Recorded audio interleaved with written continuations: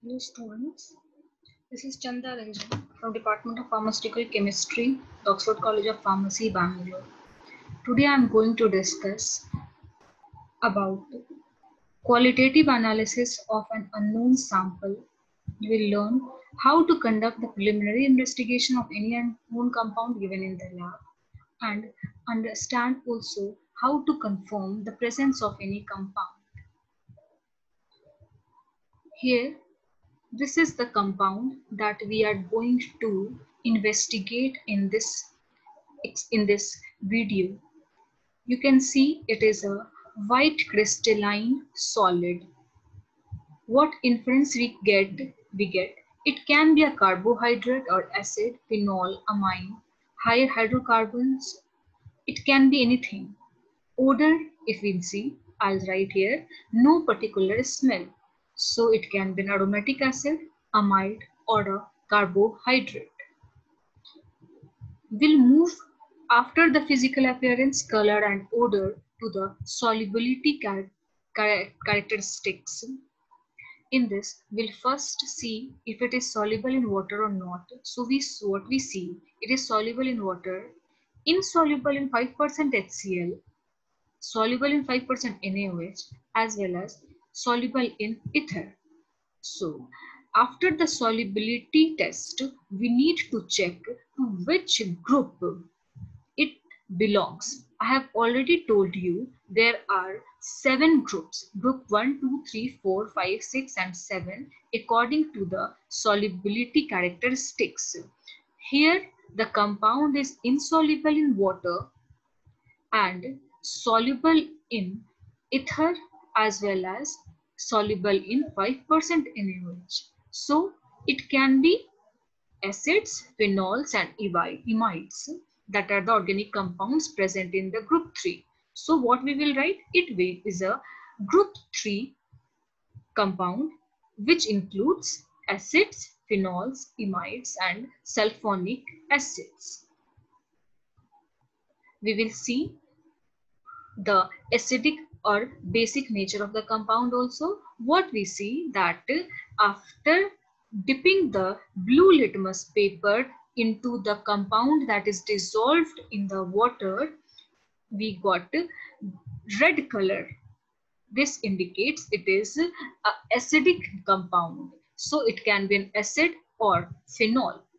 Now we will see dissolve the compound in the 5% NaHCO3 and we see it has been solubilized and effervescence of carbon dioxide is observed. So it is an acidic compound. We'll check the aromatic and aliphatic nature of the compound also. First with the direct heating that will take the compound in the spatula and directly heat it over the flame. We get a sooty flame, so it's a aromatic compound. We have another test also for the aromatic and aliphatic nature detection, that is the nitration test, in which we'll take 1 ml of HNO3 and 1 ml of H2SO4. We'll directly heat it and we'll pour it into the beaker that contains the water. If it changes to yellow, it is confirming that it is an aromatic compound. So the compound is aromatic in nature. Then we will see the saturation and unsaturation of the compound. We have two tests for saturation and unsaturation. First is bromine water test and second one is Bayer's reagent test. In the bromine water test, if the color of bromine is discharged, it is unsaturated, and if it is not discharged, it is saturated. Here the compound has not discharged the color of bromine, so it is saturated compound. Same here again with the Bayer's reagent test, that the pink color of the potassium permanganate should discharge. Here also it is not discharging, so the compound is again saturated. So the compound is aromatic saturated compound. Now we will move further to the elemental analysis of the qualitative analysis procedure. What we do, we prepare the Lasagnese extract directly by taking the compound and heating it with the sodium and then plunging the fusion tube into the distilled water taken in a china dish, and after filtration, we directly reduce the volume to half and then filter it, so that what we get the Lasignase extract, also known as sodium fusion extract. We first take the test for nitrogen, that is elemental analysis, in which that first we test the nitrogen presence. What we do, we take the compound, we add 1 ml of ferrous sulfate solution, shake it. If we observe any dark greenish gray precipitate of ferrous oxide, then it confirms the presence of nitrogen. If not, then to the same solution we add 1 ml of dilute sulfuric acid and we heat it. If Prussian blue color forms, it shows the presence of nitrogen. Here, no formation of Prussian blue color is there, so nitrogen is absent. Then we will see the test for sulfur. What we will do, we will add 3 drops of freshly prepared nitroprusside solution into the sodium extract that we have prepared, and we will shake it. If we get appearance of brilliant purple color, it indicates presence of sulfur. If not, then absence of sulfur. We have another test. We have 2 tests. First in we add sodium nitroprusside, and the second is lead acetate test. In that, if we take the sodium extract, we add 1 ml of dilute acetic acid and few drops of lead acetate solution and we heat it. It results the formation of black precipitate if the sulfur is present. Here we can see that no appearance of brilliant purple color due to the addition of nitroprusside, and no black formation after the addition of lead acetate. So this indicates that sulfur is absent in the given compound. We will test the halogens also. What we will do, we will take the sodium extract and we will add 1 ml of nitric acid, 1 ml of silver nitrate. No white or yellow precipitate has formed, so absence of halogens it indicates. Then we will move to the test for nitrogen and sulfur together. Since nitrogen and sulfur is absent, so this test is not necessary. Just for the introduction, I am telling you how it is detected.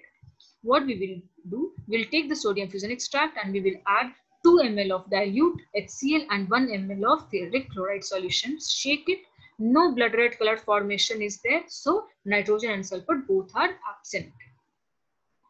We'll check the neutral ferric chloride solution. This test tells you about the presence of phenolic group.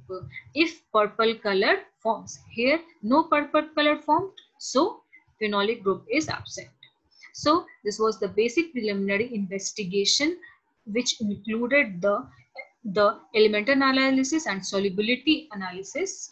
What we concluded that the compound is saturated, aromatic in nature and acidic also.